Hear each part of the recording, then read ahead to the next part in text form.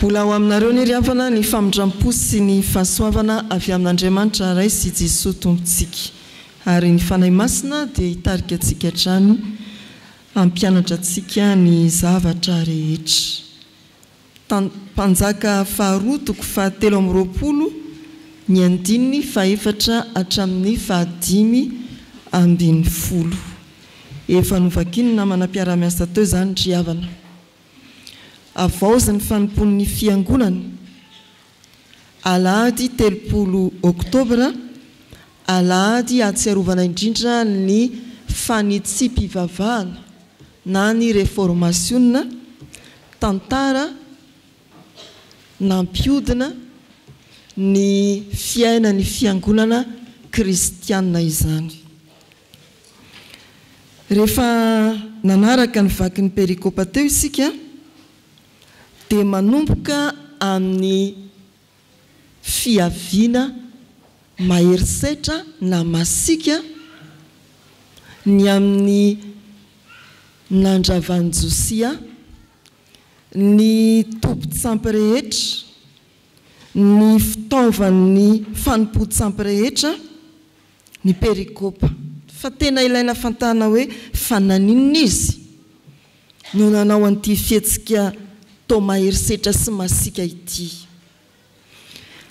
Raha vao nandray ny fanjakana Josia eo amin'ny toko faharoa amby roapolo, rehefa tonga teo amin'ny fahavalo ambin'ny folon'ny taona ny fanjakany, dia naniraka ny mpitahiry vola izy atao hoe Safana hankany amin'ny mpisorona any an-tempoly akany vola, ohatran'ny akany vola rakitra. Fa rehefa tonga tany nga Safana mpitahiry vola dia hoy ny mpisorona hoe hitako ny bokin'ny lalàna ary ity ento atolory ny mpanjakako, tsy ny vola ihany fa entoko ity bokin'ny lalàna ity atolory ny mpanjaka.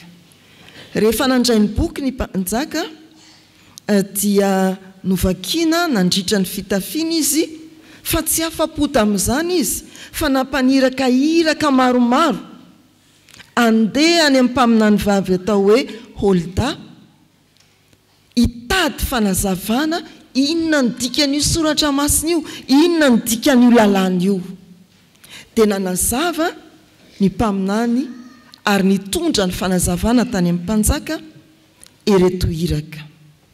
Rehefa voaray ny mpanjaka ny fanazavana ny lalàna na ny soratra masina dia nanavao ny fanekeny hanompo an'Andriamanitra ny mpanjaka. Nanaraka azy koa ny vahoaka nentiny araka ny voasoratra eo amin'ny mpanjaka faharoa toko fahatelo amby roapolo andininy voalohany hatramin'ny fahatelo. Rehefa nanavao ny fanekeny hanaraka ny tompo, hanompo ny tompo ny mpanjaka, dia vao nanomboka ny reto fandravana ny sampy be dia be ireto.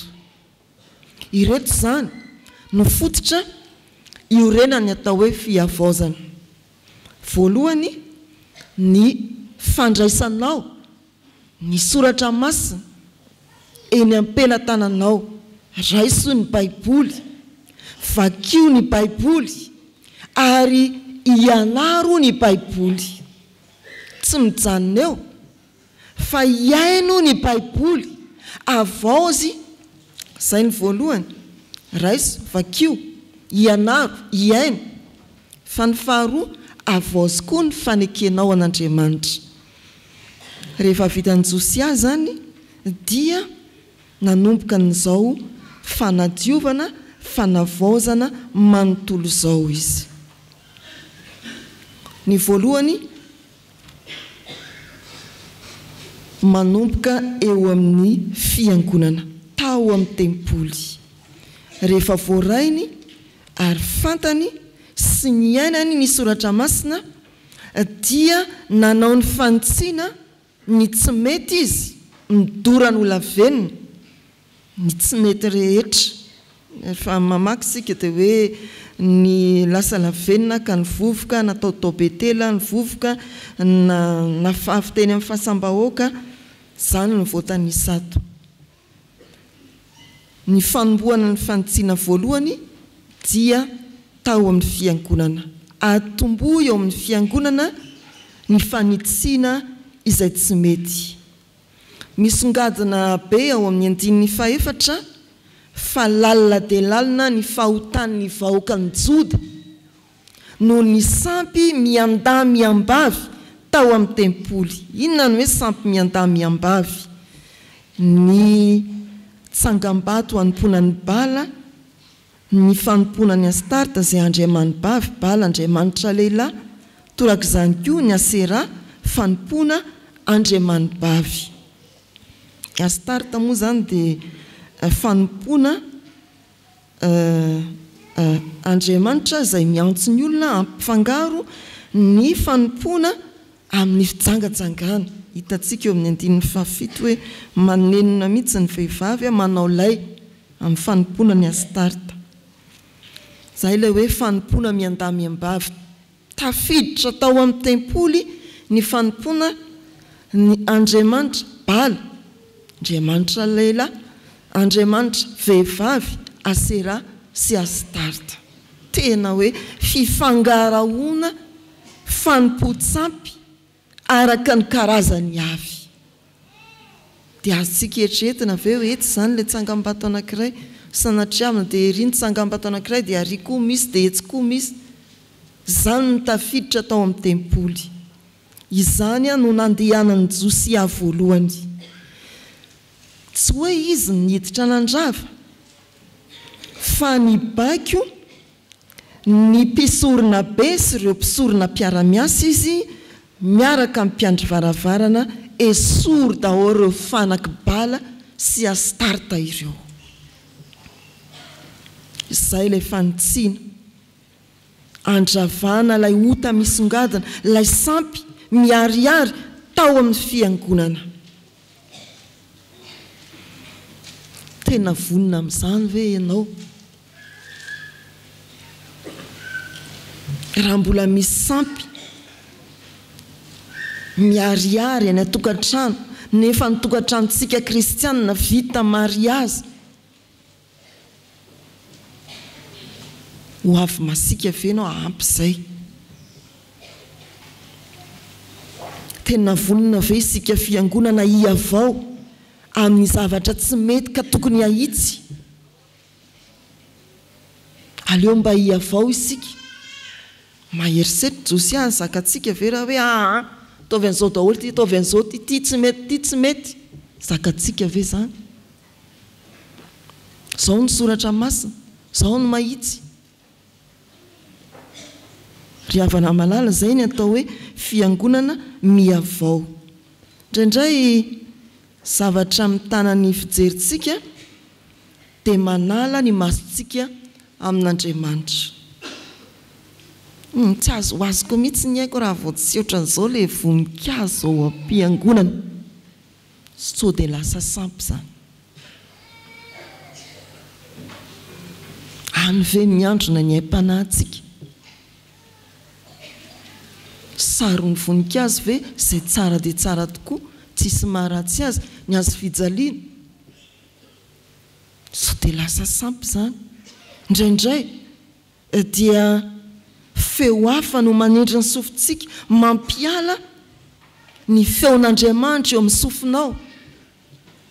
Feo atsy, aro, zao ono.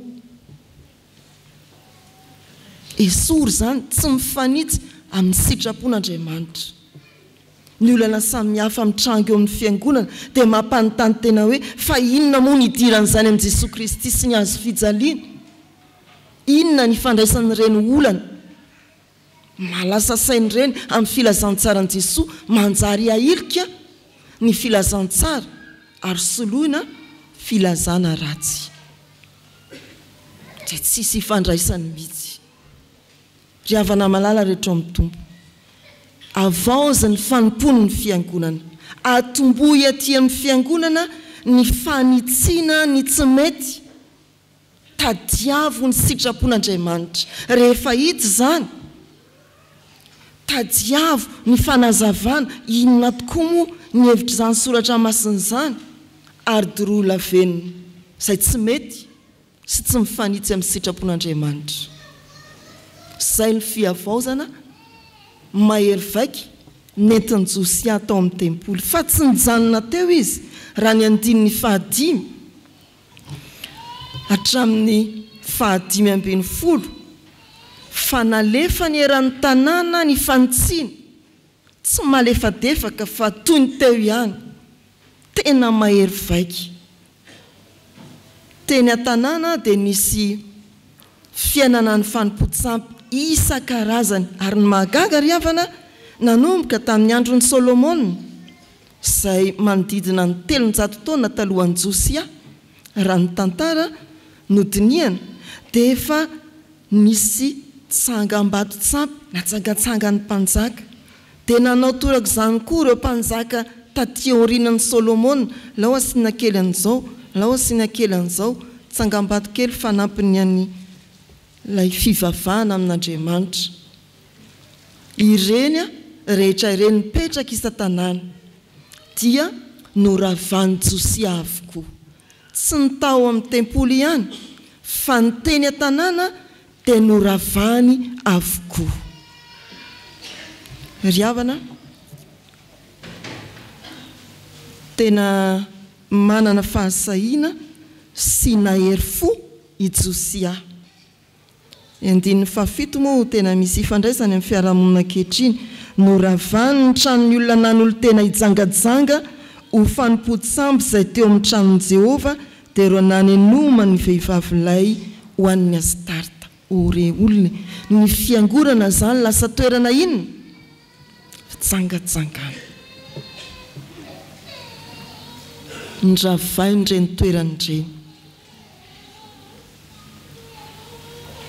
Fa rehefa mandeha eny an-tanàna isika dia misy karazana sampy maro averimberina ihany. Efa tamin'izao volana Oktobra izao, ireo toerana fampisehoana na fijerena horonan-tsary izay misongona an'Andriamanitra. Rehefa alahady maraina andeha hilahatra be ary amin'ny kianja malalaka ary fa mivoha amin'ny folo ny vavahady. Hijery mpanakanto heverina hoe malaza. Dia ihany adino Andriamanitra, horonan-tsary izay efa mivoy ilay foto-kevitra lavintsika kristianina ny amin'ny fanambadian'ny lahy samy lahy na vavy samy vavy, misy mitsofoka kely eny anelanelany eny. Aza manao hoe mbola tsy hitako izany. Fantaro ny zavatra rehetra, manafika tsikelikely, mampanadino sitrapon'Andriamanitra. Fa sahany mpitondra fanjakana Josia ny nandravana izany ankitsirano, tsy ilaina, dorana. Misy an'izany ve aty-antsika? Hatramin'ny fanohitra kely mamperitreritra ry havana.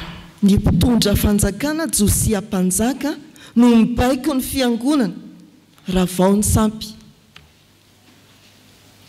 Feankehitriny ny fiangonana sahirana miditra eny amin'ny fiarahamonina sy ny tompona andraikitra ara-panjakana handra ny sampy. Ao ireo toeram-pilibana, atraiza, tsy mifidy toerana, tsy mifidy fotoana. Rehefa mandeha ianao dia manontany hoe fa androinina androany, ay talata nefa maninona? Vorivory ny zanaky ny tavoangy, ny zanaky ny loka, ny zanaky ny karatra, ny zanaky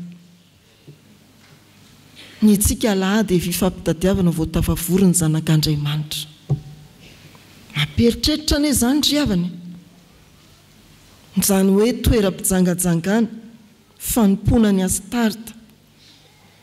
Dia efa mitatra ohatry ny tanàn'Antananarivo, tsy tsara lalàna intsony misy azy. Fa anitao se ianao mahita 720 hektara ianao gaga. Taloha tsisy izany, sa nisy izany ry tsika lehibe. tao tsara lalàna ihany zaoko tsy hita zay atrany rehetra talata maty misy fantaro ny zavatra rehetra fa izany ny endrika ny fiarahamonina anirahana antsika avaozany fanompon'ny fiangonana izay entsoina antsika teny hoe torio ny filazantsara ampahafantaro ny baiboly ary aseho fa misy kristianina ara-tsoratra masina eny amin'ny fiarahamonina eny aseho fa misy kristianina ara-tsoratra masina eny amin'ny fiarahamonina eny ianao no Josia asehoy fa misy kristianina ara-tsoratra masina mivoaka eto amin'ny varavaran'ny fiangonana sy ny vavahadiny tsenain'ireo toerana samihafa hitantsika manodidina miorina maniry ohatry ny anana mbola tsisy nge hitsitsitsy tao anatin'ny 4 volana kely fotsiny fa ohatray ary tao misy anitsy sady misy anitsy koa mampieritreritra ry havana maniry mitombo ireo karazana toby mampanadino an'Andriamanitra tsy hitenena hoe toby tsampy fa tena toby mampanadino an'Andriamanitra atraizan'ny fahavononantsika ho avy mahery vaika tahaka ny Josia kristianina ara-tsoratra masina fendravana dia izao fiangonana miavao amin'ny fanompona dia fiangonana mitady izay tombony mandrakariva ao amin'ny tenin'Andriamanitra tadiavo ny baiboly ianaro ny baiboly iaino ny baiboly ahitsio izay tsy mety eo amin'ny fiainanao eo amin'ny fiainan'ny fiangonana ahitsio izay tsy mety tandrify anao eny amin'ny fiarahamonina any amin'ny 10 hatramin'ny 10 dia mbola miditra lalindalina kokoa Josia mandravana ireo toby fisoronana fanaovana sorona olona izay fantatsika koa fa misy ary mianaka manerana ny Madagasikara miantso antsika ho toan'ny Josia ry havana ny andron'ny réformation amin'tiany ity alaliny ny soratra masina iaino ary mandehana mahery vaika sy masika eo amin'ny fiangonana sy ny fiarahamonina manana fahasahiana hanitsy mba handrosoany ny fiangonana araka ny sitrapon'Andriamanitra ho an'Andriamanitra ny voninahitra amen